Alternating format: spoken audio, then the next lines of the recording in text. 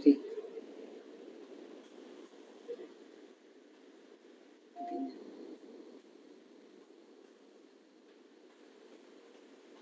Guerrero, Jilka.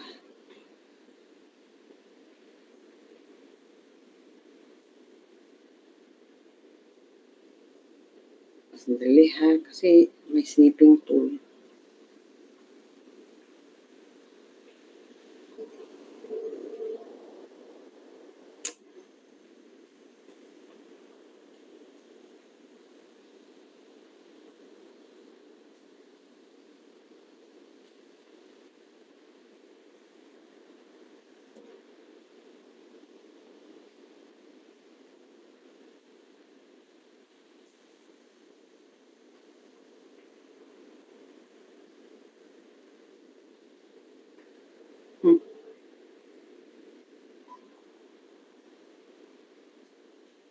Mana?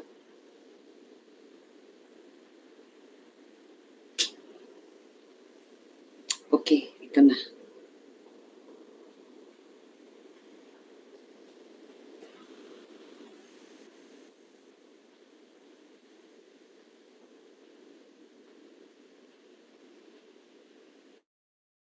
Can you see the slides? Yes. Okay, so let's go to the assessment muna ng laboratories.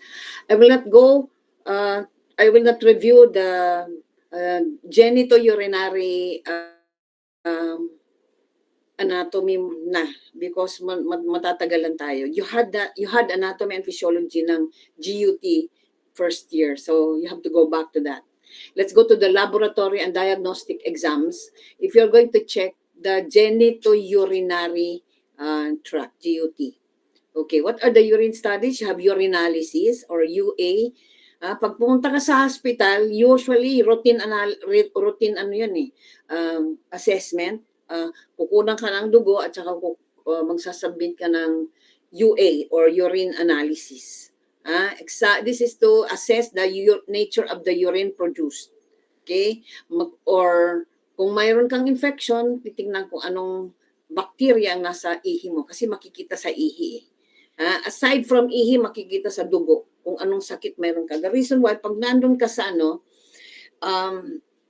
sa hospital, you're on duty, binibigay sa inyo yung chart ng pasyente eh. Chart ng pasyente. Sa chart ng pasyente, okay lang tingnan mo mga pangalan, pero ang pinaka-importante doon yung laboratories eh. Because doon mo makikita kung anong sakit niya. Doon sa laboratory exams, the laboratory results. Okay, kung ano, meron pala itong ganito, meron palang ganyan. So, you have to study this. So, urine analysis to examine the nature of the urine produced. Okay, it evaluates the color of the urine. What should be the color? The normal color of the urine should be amber. Amber is yellow, not dark yellow but light yellow. Pale to amber. Huwag naman ang ihi mo puti. Kasi pag puti, sobrang nang hydrated ka na masyado. Sobrang maraming tubig sa katawan. It should be amber. May madilaw-dilaw. Okay? Huwag din masyadong dark. Mga orange na or tea-colored urine. May problema ka.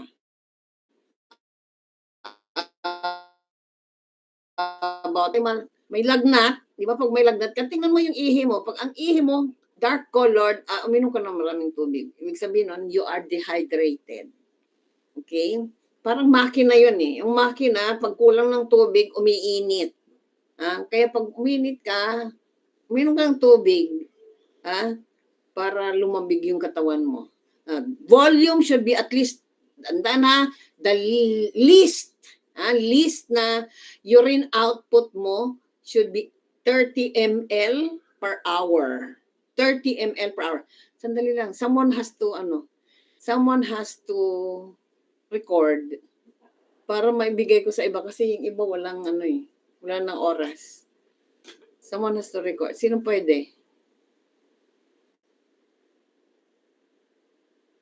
Record mo. Okay. Kasi papasa natin sa ibang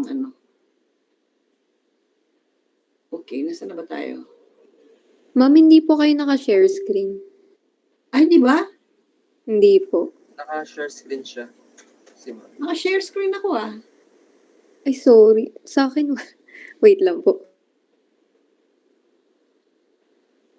Yan, meron na? Meron? Meron po, ma'am. Meron na, diba? Yun. Baka ikaw, fix. Pag ano yata sa cellphone medyo mahina, parang hindi maano. Sa laptop medyo kita lahat. Okay, volume, the least pinakamababa is 30 ml kasi pag tinanong ka what is the normal urine output per hour it should be 30 to 60. Pinakamababa na yung 30. So pag mababa sa 30 ay may problema. Something is wrong with your kidneys. Okay. So pag tinanong sa boards, how many ml ang isang araw? So you multiply 24 hours, least pinakamababa 30 is 30 times 24 is 720. Dapat at least 720 because pag ang urine output mo bumaba sa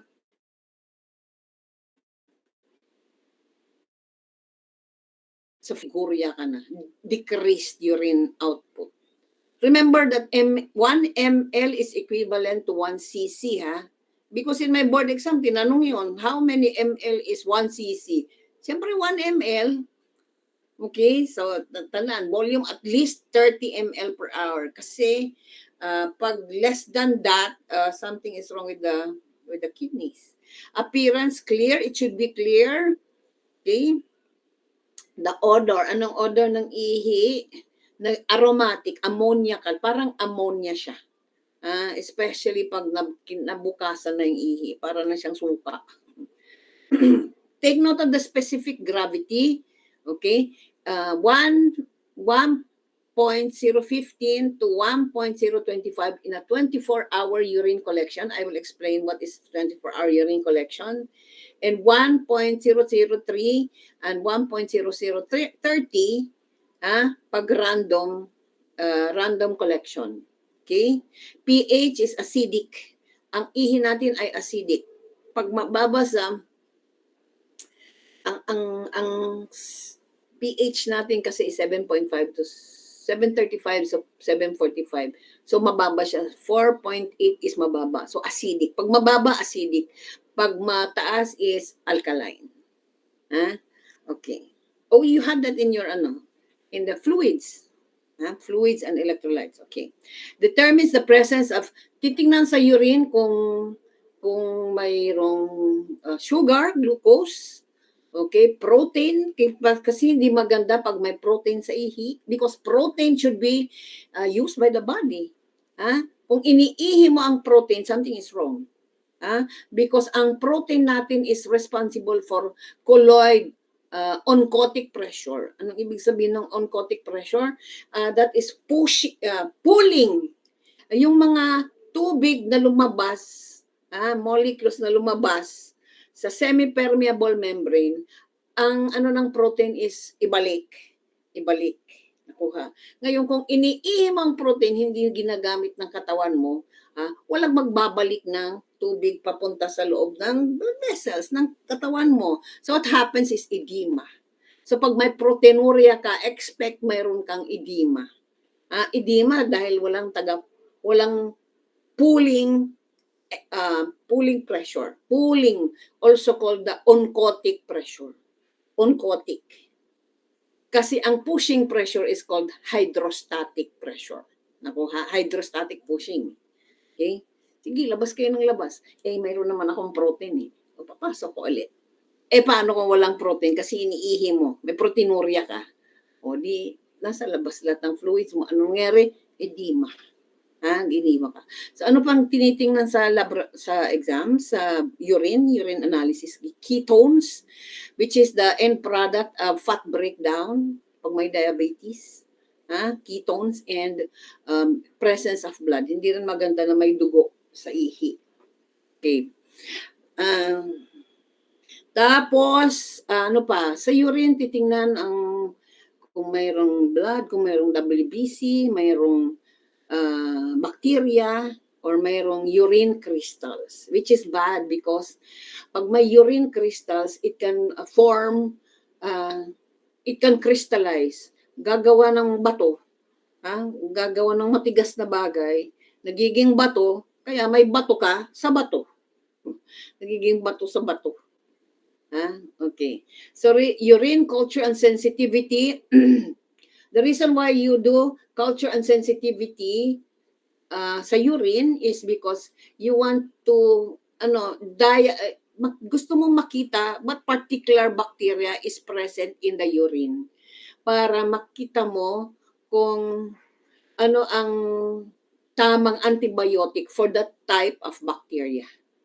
For that type of bacteria. The reason why kinukuha ang ihi. Mayroon ba bacteria ang ihi? Ano pala to? Itong klaseng bacteria. Bigyan mo ng ciprofloxacin. Ciprofloxacin or Bactrim. Depends on the bacteria na present in your urine. Okay. Residual urine is yung naiwan na urine pag umihi ka. Residual urine. Ako creatinine, very important, creatinine clearance. CREA, okay, the amount of creatinine, waste product of protein to break down Pag nag-break down ang protein, is creatinine, over 24. Measures overall renal function. It measures the GFR or the glomerular filtration rate. Okay. Kasi what is the normal creatinine? 1 hanggang 1.2 lang. 1.2. More than that, hindi na maganda yung ng function ng nephrons. Yung GFR, hindi na maganda.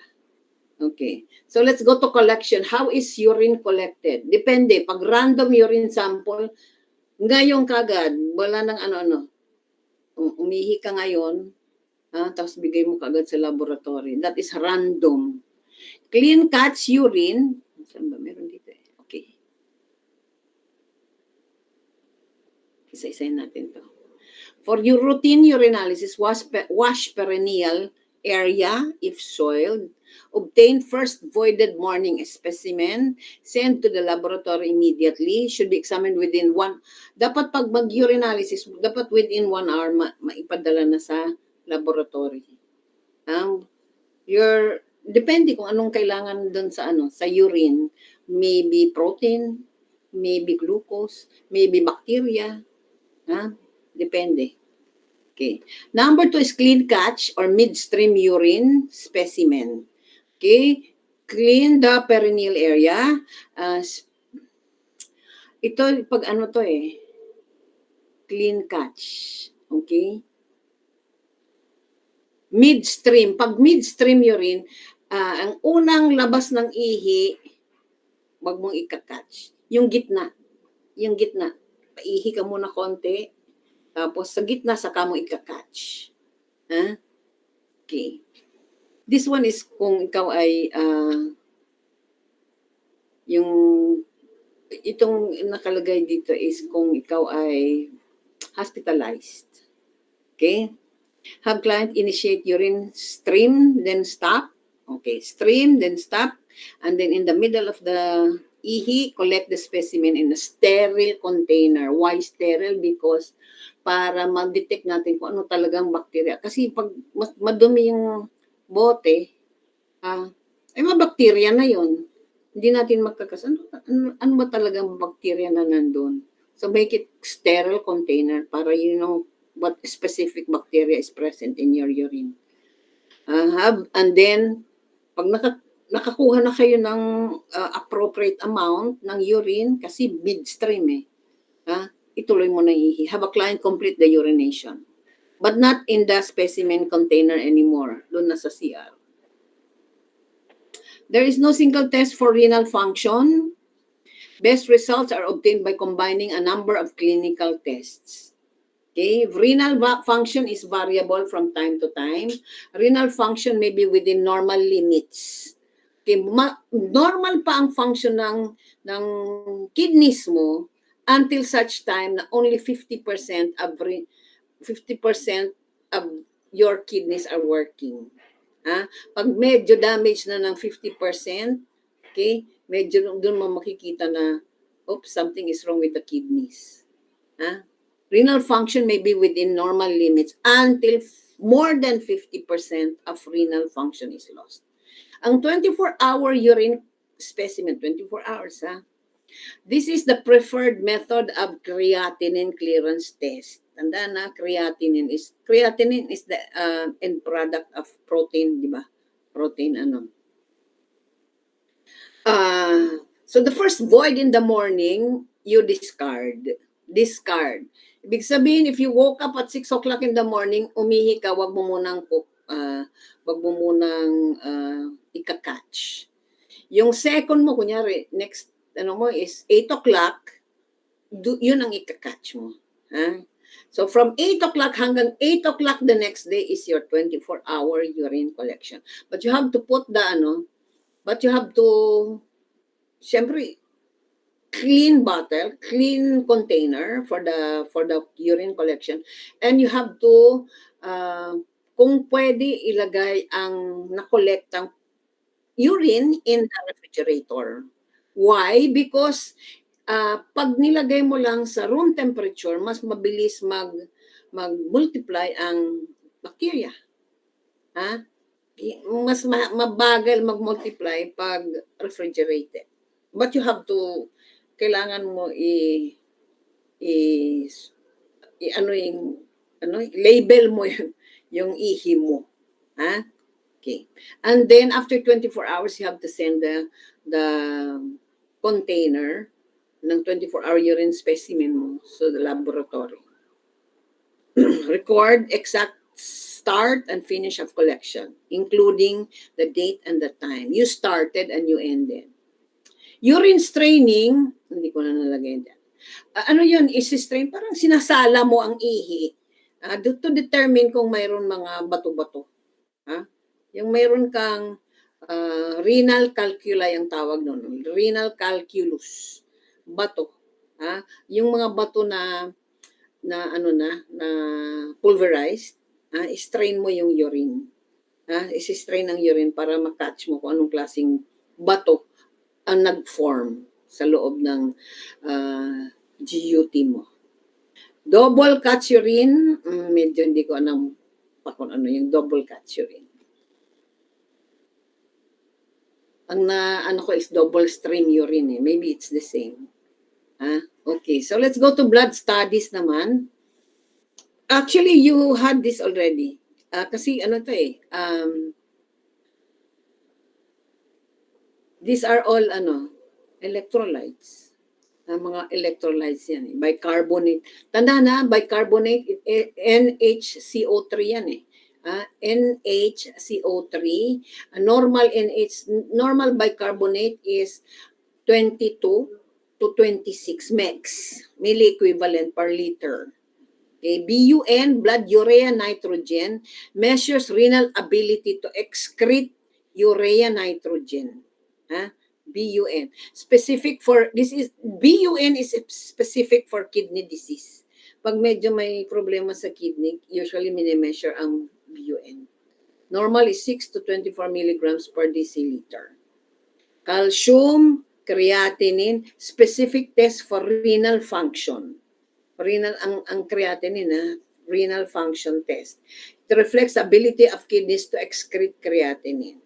And then you have your phosphorus, of course you have your sodium, mga electrolytes, makikita mo sa dugo. Pag kinuhanan ka ng dugo, remember routine yun, pag na-hospital ka, kukunan ka ng dugo, kukunin lahat ng electrolytes mo.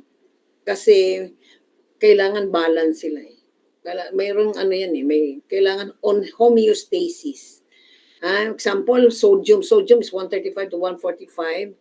Pag kulang ka ng sodium, remember, yan ang pinakamataas na na electrolyte sa katawan natin. Nasa labas yan ng cells. Piso. P is phosphorus, potassium. Potassium is inside the cell. Piso. So, sodium is out. So, Sodium is out of the cell. Ako ha? Make sure you know the normal values of these electrolytes because pagdating nyo pag na-hospital kayo, usually yan ang bigyan mo siya ng sodium kasi mababa yung sodium. Bigyan mo ng potassium because ang potassium, what's the normal potassium? 3.5 to 5.5, di ba? 3.5 to 5.5. Kaya pag less than 3.5, bibigyan ka ng IV potassium which is parang mamamatay ka na sa sakit because I had that when I got sick. Potassium, mababa yung potassium ko, parang 2.9 lang. Parang pwede bang inumin ko na lang yan, yung potassium na yan. Kasi sobrang sakit pag dumadating na sa veins. Pag IV potassium. So nag-request ako kung pwede inumin ko na lang kahit ilang tableta, but wag lang sa Ang sakit mo niya. And potassium, sa bagay, potassium with chloride, that is, yan ang, tanda na, KCl yun eh. Potassium chloride, yan ang component sa lethal injection. Kaya ang potassium chloride is never injected bolus, diretso sa veins. Patay ang pasyente. It is usually nakapiggyback yun. Nakapiggyback yun. Because parang yun eh, KCl, potassium chloride, yun ang ini-inject sa pasyente sa pag nag-lethal injection. Pang-lethal, nakakamatay na injection. That's why, mayroon yan specific amount lang na pwedeng ibigay sa tao. Pag more than that, nagpapastop yan ng puso eh. Tibok ng puso. That's what happens pag nag-lethal injection ka eh. Pag nag-lethal injection, kunyari nandun na siya, nakahiga na siya dun sa Actually, yung sa IV niya, 3 yun. Isa doon, 3. Para hindi makonsensya yung mag-inject. Kasi siya nagpatay. So, hindi niya alam kung saan doon sa 3 ang KCl. Pero 3 yan sila na nagpo-push. Yung 2, tubig lang. Tubig lang. Yung isa ang KCl. So, at least hindi niya alam na siya pala ang nag-push ng potassium chloride. Potassium chloride. So, pagpasok niyan sa katawan ng pasyente, for lethal injection, ng prisoner, it will stop the puso yan, K. Potassium yan, di ba? Potassium K. Kasi kaya siya K is because kalium yan eh, kalium. K, tandaan, K cardiac. Cardiac, para sa puso. Pag sumobra, hyperkalemia, masama sa puso. Pag hypokalemia naman, masama din sa puso. Kaya dapat normal talaga ang values, normal ang electrolyte values. Okay, all electrolytes are elevated in chronic renal failure. We'll talk about that chronic renal failure when we go to renal failure. Okay, diuretics may alter diuretics. Ano ba yung diuretics? Pampaihi, di ba? Pampa-remove ng fluids in the body. If you have hypervolemia, naka-hypervolemia ka, mayroon kang fluid volume increase. Hindi deficit, kundi Okay, so bigyan ka ng diuretics para mabawasan ng fluid sa katawan. Diuretics. It may alter blood electrolytes. Electrolytes in the blood. CBC, okay. Erythropoietin activity. Remember, in the blood, in the kidneys, you have a hormone then that's very important, aside from renin, which is, renin kasi is very important sa RAAS. Sino yun? So, tomate, Late na si Mystica.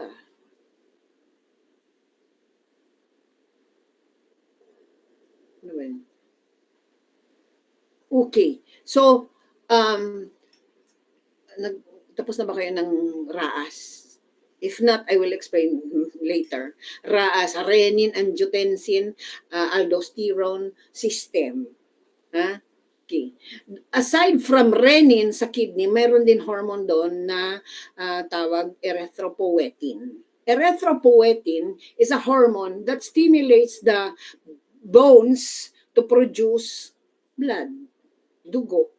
Okay? The reason why pag may may problema sa kidney, ang pasyente usually anemic.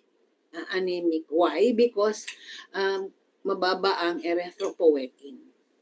Remember erythropoietin.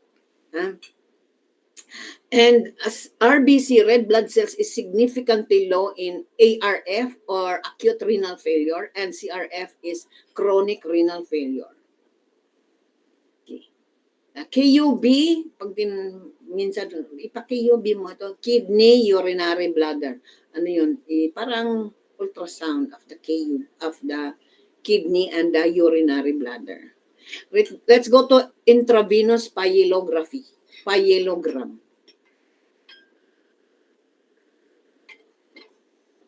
This is fluoroscopic visualization of the urinary tract after injection of the radiopaque dye. Okay? I-injectionan ang pasyente ng dye, okay? Para tingnan ang kidney. Ito yun. Yan, no? Dye is injected and injected dito papunta sa kidney para i-CT scan or i-X-ray ang kidney kung anong problema sa kidney. What's wrong with the kidney? Nakuha? Okay. But the dye is iodine-based. Iodine-based. The reason why before you, bago injectionan ng dye, usually puti ito Puti ito para i-line niya talaga yung lahat ng blood vessels diyan sa kidney. Para makita kung saan ang sakit ng kidney na yan. Nakuha? Okay. But this dye is iodine-based. The reason why before i-inject yung dye na yan, you have to ask your patient for allergies ng seafoods. Why? Because ang seafoods is very rich in iodine. So kung iodine sensitive ka, baka mag-allergy ka. Because of the iodine. And this one is an invasive procedure. The reason why you need consent. Any procedure that is invasive, invasive meaning pumapasok sa loob ng katawan, kailangan mo ng consent. Always consent. Why? Because you need to protect yourself as a nurse.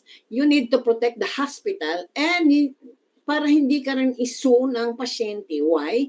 Because hindi siya magsusu because nakapirma siya doon Ibig sabihin, pag pumirma siya, ibig sabihin na i-explain ng doktor yung procedure. That is to protect the hospital and also the doctor and the nurse. And very important thing that you have to remember, sino ang kumukuha ng consent? It is the doctor. The doctor, siyang kumukuha ng consent, witness lang ang nurse. But in the Philippines, inuutosan lang ang nurse ng doktor. Pero for board purposes, it is the physician who obtains the consent. Tanda na, consent. Okay, he inform the client he will lie on a table throughout because kukunan siya ng mga x-ray. Administer cathartic or enema the night before. Ano ba yun? Enema, labatiba. Lilinisin ang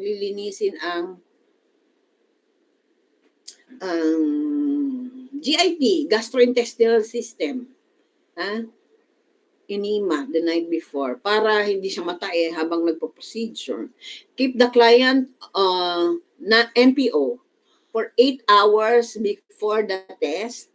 Okay, inform client about possible throat irritation. very important thing that you have to remember, ang ano na to, ang contrast medium tawag dun eh. Contrast medium, yung dye na to, medyo nakaka-irritate ng throat, nagkakapula para kang uminom ng wine, ng alcohol, makes you feel warm, and has a salty taste. Take note of that, kasi lumalabas yan sa boards. Salty taste. That may be experienced during the test, and that is the effect of the medium, of the dye. Nakuha? Okay. Nursing post-test, nursing care post-test, force fluids. Why? The reason why you force fluids, ibig sabihin, sige, flush out mo yung because you have to flush out the dye, yung contrast medium. Para hindi ka na, kasi pag naiwan siya sa kidney, baka gumawa pa siya ng bato. Bato sa bato. Kaya kailangan force fluids para lumabas yung dye na yan. Assess venipuncture, okay, yung IV. IV na, yung injection site. For bleeding, and monitor vital signs for urine output. Ayan, no? In-x-ray na siya. Nakikita na sa x-ray. X-ray is taken. Yan, dyan contrast material, contrast media sa vein. Papunta yan sa sa kidney. Okay, cystoscopy, from the word cysto. Cysto means bladder. Oscopy is direct visualization of the bladder. So this is cystoscopy. Ito sa lalaki. Ang lalaki kasi ang daanan ng ihi at saka daanan ng sperm isa lang eh. So ayan, doon talaga sa putotoy yung cystoscope. Cystoscope yun eh. Yan. This is direct visualization of the bladder. Kung ano bang nandyan. Light source, irrigant, bladder. Okay. And this is the urethra. What else? Cystoscopy. Use of lighted scope, cystoscope, to inspect the bladder, inserted into the bladder via the urethra, may be used to remove tumors, pwedeng diretsong removal of small tumors, small stones, pwede na sa cystoscope. Ayan, kasi pwede naman. Pag maliliit. Other foreign materials or to implant radium, in case radium is pang-cancer yun. Parang implant na radium. Ilalagay dyan. Just in case mayroon kang prostate cancer or vaginal cancer o di kaya may cervical cancer. Yung radium na yan, yung implant na yan, ilalagay lang dyan. It emits radiation para to kill cancer cells. Okay, nursing care pre-test for cystoscopy. Explain to client that the procedure will be done under general.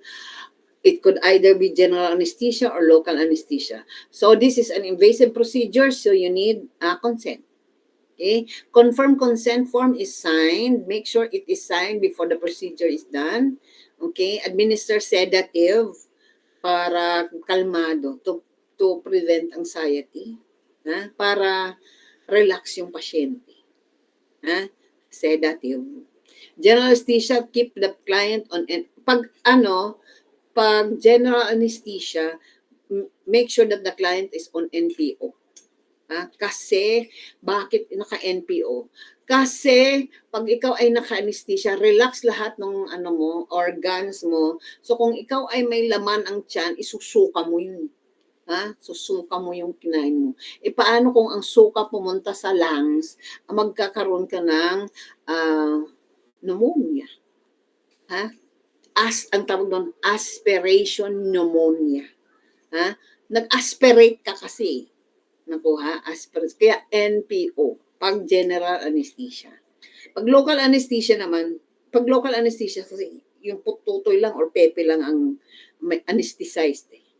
So pwede kang kumain. Offer liquid breakfast. Hindi yung solid breakfast.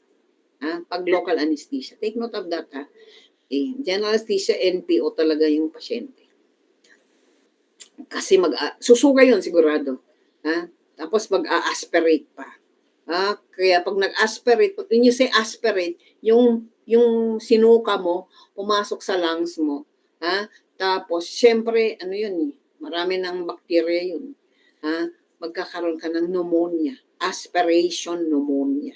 Baka yun pa ikamatay ng pasyente. Kaya take note of that, NPO dapat siya. Cystoscopy, nursing care, post-test, monitor vital signs, intake output, tapos cystoscopy. May pinasok ang ano doon. Okay. Usually, ang ihi pagkatapos ng cystoscopy is madugo-dugo. Tea-colored urine. It is expected kasi may pinasok kang may pinasok kang something, baka nakasugat or something. So, pink-tinged or tea-colored urine is expected. Bright red urine is indicative ng bleeding. Okay, bright red urine, presence of large clots should be reported. Bakit nagka-clots? Advise client that burning on urination, ibig sabihin, masakit pag umihi, is normal. May pinasok pa ba naman sa putotoy, di ba? Okay, and it will subside in a few days. Encourage deep breathing exercises, DBE. Remember I told you na before surgery, the night before surgery or maybe a day before surgery, you will be taught exercises that you will practice post-op. So what are these exercises? Deep breathing exercises. Deep breathing exercises. Tuturuan mo siya. And you will do that and your patient will do that after the surgery na. Why? Because during operation, ang lungs niya ay hindi ganon ang expansion. So kailangan pagkatapos ng operasyon, deep breathing exercises para ma-reach niya ang full expansion of the lungs. Aside from deep breathing exercises, you also have to teach your patient coughing exercises. You teach that before surgery and gagawin niya yan post-surgery. Why? Because cough, remember that cough is a very protective reflex. Protective reflex yan. Paano? Kasi yung nangolekta mong mucus, kailangan mailabas niya yun to prevent pneumonia. Because the number one complication of immobility is pneumonia. Kaya dito kasi sa natin, trachea, ang cilia niyan, hindi pa ganun, hindi pa baba, kundi pa ganun. Packet ng ganun. Yan ang movement ng cilia dyan. So pag nandyan na yung mucus, kag-guide na siya papunta dito hanggang such time na nararamdaman mo, uubo ka, lalabas na yung mucus. O di safe ka na, hindi ka na pneumonia. Yan, deep breathe, coughing exercise. Kasi masakit, pag galing ka sa opera, masakit umubo. Masakit umubo. You have to emphasize the importance of coughing. Okay, pwede kang you're given an hindi naman anesthesia, analgesic before coughing exercises para hindi ganun ka sakit. Or maybe you can splint. Kunyari, dito ang opera, splint, get a coat, a blanket, maybe a towel, ilagay mo sa wound, tapos umubo. Splinting ang tawag doon. Splint mo kung saan ang sugat. Kung saan ang sugat, splint mo to minimize pain. But very important, you have to emphasize the importance of coughing. That is to prevent complication ng surgery and complication of immobility. When you say complication, immobility, immobile ka, bedridden ka, galing kong opera eh. Naku ha. Also, very important thing that you have to remember is that you have to turn the patient Q2 every 2 hours. You will teach that para pagkatapos ng operahan, you have to turn your patient every 2 hours, Q2. Why? Because remember that during the operation, during the surgery, ang mucus, yung secretions mo, stagnant sa isang parte lang ng ng lungs mo. So pag nagmo-move ka, nagmo-move din yung nagmo-mobilize yung mo, mucus, namomobilize. Naku ha, so hindi siya mag-attract ng bacteria. Pag nag-move, papunta na dito, punta dito, hanggang i-cough out mo. Naku ha, so moving is, turning is very important, especially after surgery. Aside from, of course, para hindi ka magkaroon ng decubitus ulcers. Decubitus ulcers.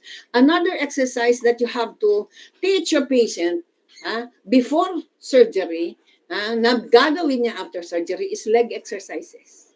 Leg exercise, ganyan, ikot-ikot, ikot ang legs, ikot-ikot. Why? Because ang legs ay prone to deep vein thrombosis or blood clot yung sa lower extremities. Because ang clot usually nangyayari sa malalim na veins, the deep veins, the deep saphenous veins. At ang saphenous veins na yan ay located sa lower extremities. Kaya to prevent blood clot sa lower extremities, mag-exercise. Exercise. Plantar flexion, dorsiflexion, plantar, tapos ikot. Nakuha? Okay, how do you know? How do you know that your patient has, DVT, deep vein thrombosis? Ano yon? Positive Hello? Andiyan ba kayo? Positive? O, sinong sumagot? Pag makasagot, +1. Positive. Tapos na kayo, peri-op, di ba? Peri-op. Positive. Homan sign. Tandaan na, Homan sign. H-O-M-E-M-A-N-S. Ano yun? Anong ibig sabihin ng positive Homan sign? Positive Homan sign is, nakaganon. Pain on the calf, pag ginanon mo yung paa, masakit dito. Pain on the calf on dorsiflexion. Ay nako, nagkaroon ka na ng DVT. Blood clot, ibig sabihin. Blood clot. Naku ha? We don't want you to have a blood clot. We don't want you to have a DVT. The reason why, kailangan ituro mo ang exercises na ito, which will be done after surgery. Naku ha? After surgery. Ano pa?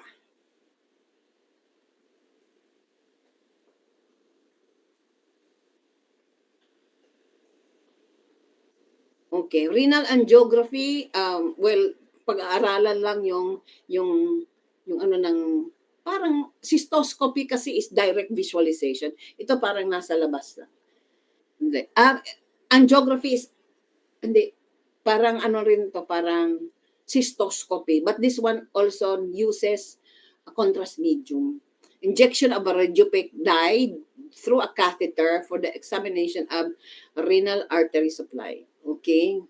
More or less ganon din. You have to check for allergies ng seafoods because ang dye na to is iodine based. And remember that seafoods, ang seafoods ay mataas ang iodine.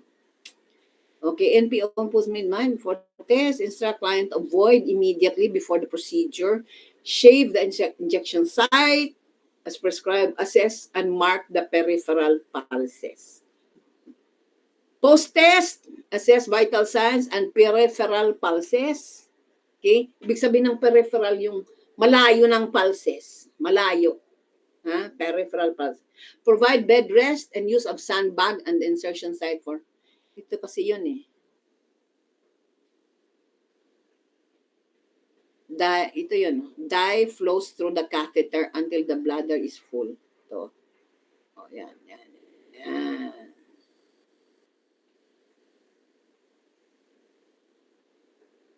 Ilang minutes pa? 3 minutes po. 3 minutes? Can someone provide a link? Kasi tapos na, ano ako kanina eh. Nagklase ako kanina umaga. Parang tapos na yung ano ko. Allowance for GMeet. Someone has to provide a link. At saka siya na lang ang admit ng admit. Okay? Sino pwede mag-provide ng link?